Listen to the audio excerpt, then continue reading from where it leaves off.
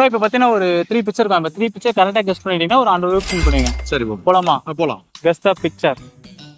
நீங்க சாப்பிட்ருப்பீங்க food item தான். இது வந்து பேன் கேக். ஷியோரா? Sure pancake. Okay next போலாமா? போலாம். நெக்ஸ்ட்